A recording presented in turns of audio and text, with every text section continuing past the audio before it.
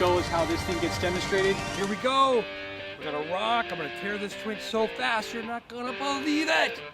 This is it. This is the tool. You want to make it happen right here.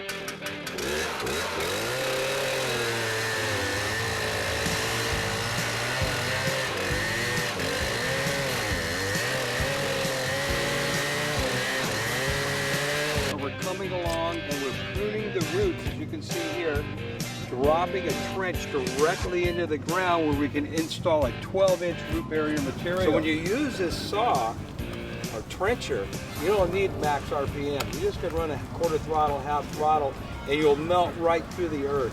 Really easy. Material out. It's important that the ribs here are facing the tree. Let's drop it in right now.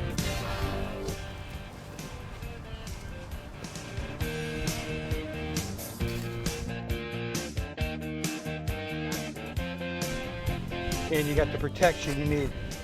Existing new concrete, and we're not going to see any lifts here for years.